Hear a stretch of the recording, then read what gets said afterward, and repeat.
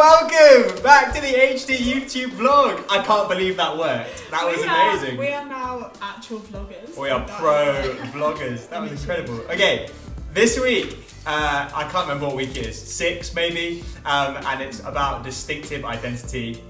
The passage is 1 John chapter 3, verses 1 to 10. So why don't you pause and have a read.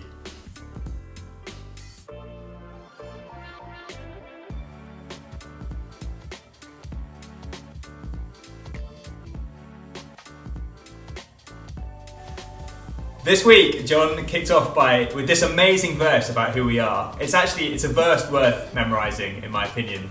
And it goes like this: "See how very much our Father loves us, for He calls us His children, and that is what we are." Boom.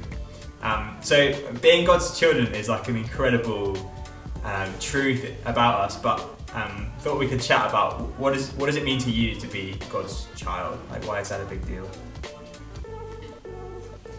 I think for me it's a big deal because it means that God fully knows us. He fully knows everything about us, and He still fully loves us. Despite knowing everything, including all the bad bits about us, He fully was us.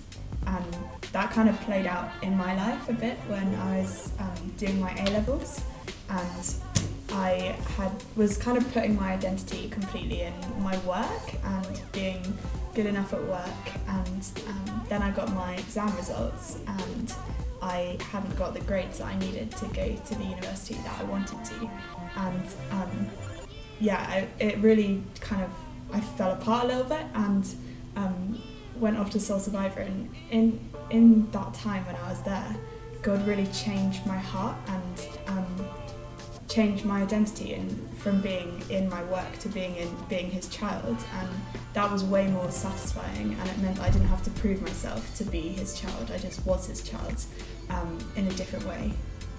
I think for me the main thing about being God's child is the difference in how I see myself. So before I didn't really get what it meant to be God's child properly, I used to think that being a Christian meant serving God and going out and doing good works for God and all this kind of stuff. When actually what it means to be God's child is that God He wants us to know Him. He wants us to spend time with Him. He wants us to know that we are loved by Him and known by Him. And it completely changed the way that I related to God, because it was no longer, oh, I haven't done the right things today, I need to do all these things to be good enough for God. And instead it was wow, I'm God's child. He wants to spend time with me.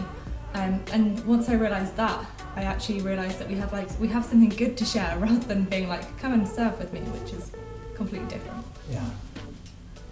I think for me, so often when I sit down to pray or spend time with God, one of the first things that comes into my head, I might be thinking about anything. What am I supposed to do, God? How do I solve this situation? And so often the first thing that comes into my head is the sense of God saying, "Steve, you're my son, and I love you."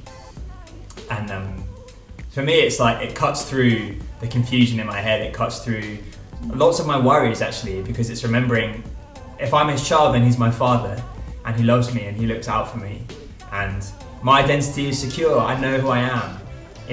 None of my insecurities are true, actually, because what's true is that I'm God's child, and I find that makes a huge difference for me in all kinds of situations. Hope you guys have a good week. Thanks for watching our vlog, and we'll see you on Sunday. Bye. Bye. Oh no, we're still here.